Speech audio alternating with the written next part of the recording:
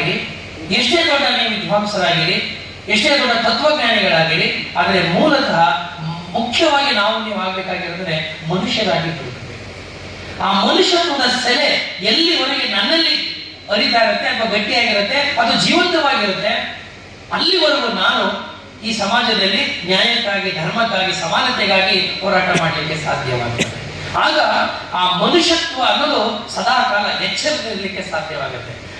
ನಿಮ್ಮಲ್ಲಿ ಇವತ್ತು ಆ ಪ್ರಜ್ಞೆಯನ್ನು ಬೆಳೆಸೋಕೆ ಸಾಧ್ಯವಾಗಿದ್ರೆ ಅದಕ್ಕೆ ಮೂಲ ಕಾರಣ ಇಂತಹ ಮಹಾಪುರುಷರು. ಹೇಳ್ತಾ ಇದ್ರು ಯಾರು, ನಮ್ಮ ನಾರಾಯಣ ಸ್ವಾಮಿ ಅವರು, ಪ್ರಧಾನಿ ಆಗುವಂತ ಬಹಳ ದೊಡ್ಡ ಅವಕಾಶದಿಂದ ವಂಚಿತರಾಗಬೇಕು.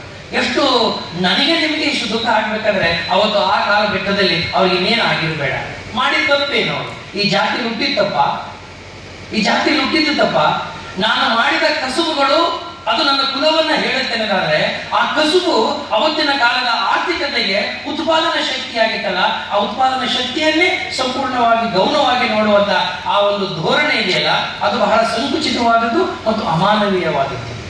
ಇಂತಹ ಅಮಾನವೀಯ ಪರಿಸ್ಥಿತಿಯ ಹಿನ್ನೆಲೆಯಲ್ಲಿ ಅವುಗಳ ವಿರುದ್ಧವಾಗಿ ಹೋರಾಟ ಮಾಡುವಂತ ಛಾತಿಯನ್ನ ನಾವು ಬೆಳೆಸ್ಕೊಳ್ಬೇಕು ಅನ್ನೋದನ್ನೇ ನಾನು ಇಂತಹ ಮಹಾನ್ ನಾಯಕರುಗಳಿಂದ ಕಲಿಬೇಕಾಗಿರ್ತಕ್ಕಂಥ ಒಂದು ಅಂಶ. ಇವತ್ತು ಸರ್ಕಾರದಿಂದ ಈ ಕಾರ್ಯಕ್ರಮಗಳಾಗ್ತಾ ಇರುತ್ತೆ.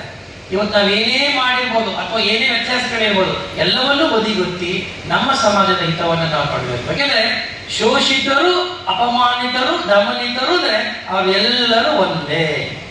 ಅದರೊಳಗಡೆ ಇನ್ನೇನು ಹೆಚ್ಚದಲ್ಲಿ ನಾವೆಲ್ಲರೂ ಕೂಡ ಏನು ಅನುಭವಿಸ್ತಾ ಬಂದಿದ್ದೇವೆ.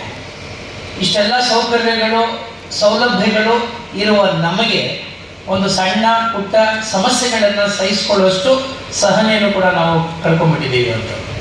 ಆದರೆ ನಮ್ಮ ಪೂರ್ವಿಕರನ್ನ ಗಮನಿಸಿದಾಗ, ನಾವು ಪೂರ್ವಿಕರು ಅಂತ ಯಾಕೆ ಹೇಳಬೇಕು, ಡಾಕ್ಟರ್ ಬಾಬಾ ಸಾಹೇಬ್ ಅಂಬೇಡ್ಕರ್ ಮತ್ತು ಜಗಜೀವನ್ ರಾಮ್ ರವರು ನಾನು ತಿಳ್ಕೊಂಡಂಗೆ, ನಾನು ಅಧ್ಯಯನ ಮಾಡಿದಂಗೆ, ಅವರು ಕೇವಲ ದಲಿತ ಸಮಾಜದ ಕಣ್ಣುಗಳು ಮಾತ್ರ ಅಲ್ಲ, ಇಡೀ ಜೀವನದ ಮತ್ತು ಇಡೀ ಈ ದೇಶದ ಅಂತಃಸಾಕ್ಷಿಯನ್ನ ಎಚ್ಚರಿಸಿದಂಥ ಮಹಾ ದೈತ್ಯ ಶಕ್ತಿಗಳು. ಆ ಕಾರಣಕ್ಕಾಗಿಯೇ ನಾವೆಲ್ಲರೂ ಕೂಡ ಅತ್ಯಂತ ಹೆಮ್ಮೆಯಿಂದ ನಾವು ಹೇಳ್ಕೋಬೇಕು. ಜಗತ್ತಿನ ಇತಿಹಾಸವನ್ನೆಲ್ಲ ಒಂದಷ್ಟು ನಾನು ಓದ್ಕೊಂಡಿದ್ದೀನಿ. ಆದರೆ ಯಾವ ದೇಶದಲ್ಲಿಯೂ ಕೂಡ ಈ ಮಟ್ಟಿನ, ಈ ಒಂದು ಪ್ರಮಾಣದಲ್ಲಿ ದೊಡ್ಡ ದೊಡ್ಡ ಶ್ರೇಷ್ಠ ದಾರ್ಶನಿಕರುಗಳು ಮತ್ತು ಮುತ್ಸದ್ದಿಗಳನ್ನ ನಾನು ಇದುವರೆಗೂ ಕಂಡಿಲ್ಲ. ನೀವು ಗಮನಿಸಿ, ನಾನು ಅಂಬೇಡ್ಕರ್ ಅವ್ರ ಬಗ್ಗೆ ರಿಸರ್ಚ್ ಮಾಡುವಾಗ ಅಮೆರಿಕದಲ್ಲಿರುವ ಬೂಕರ್ ಟಿ ವಾಷಿಂಗ್ಟನ್ ಜೊತೆಯಲ್ಲಿ ಅವ್ರದ್ದು ಒಂದು ಅಧ್ಯಯನವನ್ನು ನಾನು ಮಾಡ್ತಾ ಇದ್ದೆ. It was A comparative study between the blacks in America and Dalits in India ಅಂತ.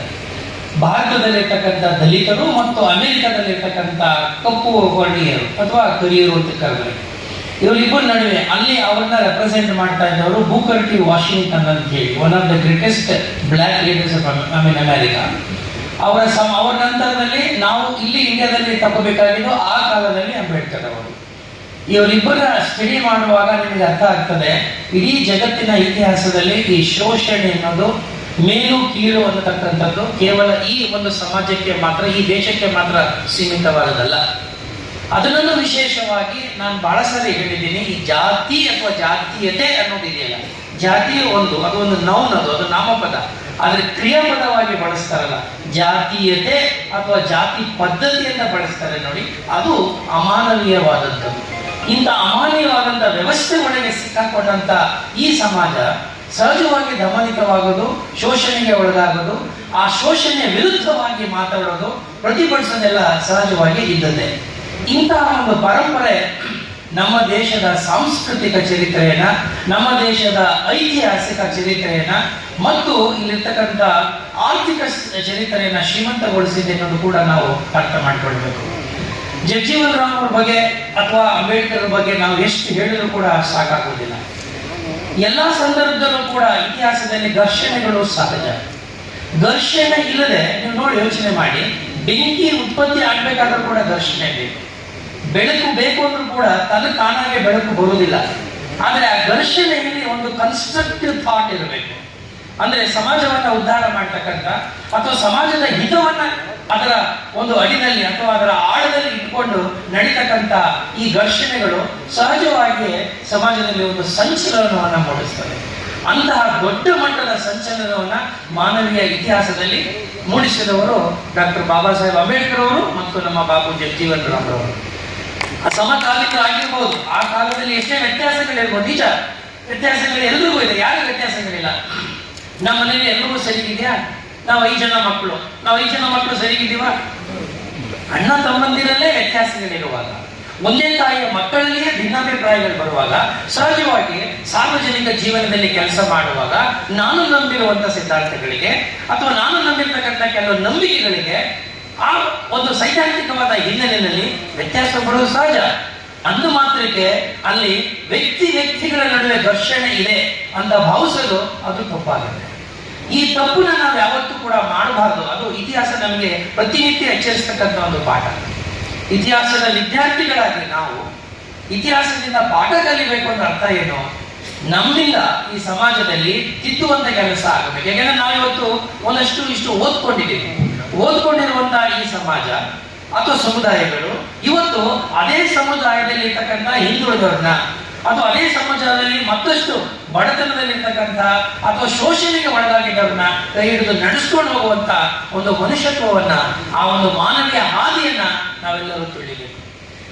ಕೆಲವು ಸಾರಿ ಹೇಳ್ತಾರೆ, ನನಗೂ ಒಂದ್ಸರಿ ನಾನು ಓದಿದ ಕಡೆ ನನ್ಗೆ ಅನ್ಸುತ್ತೆ, ಬಾರ್ನ್ ಹಿಂದೂ ಅಂತಾರೆ, ಬಾರ್ನ್ ದಲಿತ್ ಅಂತಾರೆ, ಬಾರ್ನ್ ಏನೇನೋ ಹೇಳ್ತಾರಲ್ವ. ನನ್ನ ಪ್ರಕಾರ I am not A Born Dalit, I am A Born Indian, I am A Born human being. ನಾನೊಬ್ಬ ಮನುಷ್ಯನಾಗಿ ಹುಟ್ಟಿದ್ದೀನಿ. ನನ್ನ ತಂದೆ ತಾಯಿಯ ಒಂದು ಗರ್ಭದಲ್ಲಿ ಹುಟ್ಟಿದ್ದೀನಿ ಅನ್ನೋ ಕಾರಣಕ್ಕಾಗಿ ನನಗೆ ಒಂದು ಲೇಬಲ್ ಬಿಡ್ತಾ ಇದೆ. ಸೊ ನಾನು ಹುಟ್ಟುವಾಗ ಮನುಷ್ಯನಾಗಿ ಹುಟ್ಟಿದ್ದೀನಿ, ನಂತರದಲ್ಲಿ ನನಗೆ ಲೈಸೆನ್ಸ್ ಕೊಡುವಾಗ ನೀವು ಈ ಜಾತಿಯನ್ನ ನನಗೊಂದು ಹಣೆಪಟ್ಟಿ ಕೊಟ್ಟಿದ್ದೀನಿ.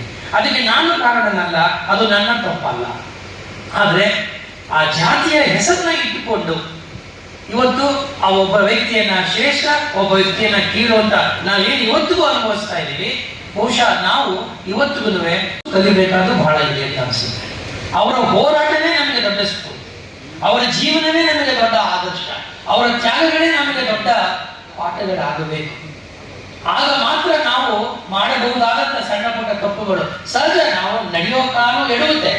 ನಾವೊಂದು ಈತ ಕಾರ್ಯಕ್ರಮ ಮಾಡುವಾಗ ಸಣ್ಣ ಪುಟ್ಟ ವ್ಯತ್ಯಾಸಗಳಾಗುತ್ತೆ, ನಾನು ಇಲ್ಲ ಅಂತ ಏನೋ ಹೇಳೋದಿಲ್ಲ. ಆದರೆ ಆ ವ್ಯತ್ಯಾಸಗಳನ್ನ ದಾಟಿಕೊಂಡು ಹೋಗಿ ನಾವು ಮನುಷ್ಯತ್ವವನ್ನು ತೋರಿಸ್ತೀವಲ್ಲ, ಮೆರಿತೀವಲ್ಲ, ಅದು ನಿಜವಾದಂತಹ ಒಂದು ಹೋರಾಟದ ಒಂದು ಅದು ನನ್ನ ಪ್ರಕಾರ ಅದು ನಿಜವಾದಂತಹ ಒಂದು ಹೋರಾಟದ ಸಮಯರು ಬಹಳ ಸಂಕ್ಷಿಪ್ತವಾಗಿ ನಮಗೆ ಮನವರಿಕೆ ಮಾಡಿಕೊಟ್ಟಿದ್ದಾರೆ. ವಿಶೇಷವಾಗಿ ನಾರಾಯಣ ಸ್ವಾಮಿ ಅವರು ಅನೇಕ ವಿಚಾರಗಳನ್ನ, ಅದರಲ್ಲೂ ಬಾಬು ಜಗಜೀವನ್ ರಾಮ್ ಅವರ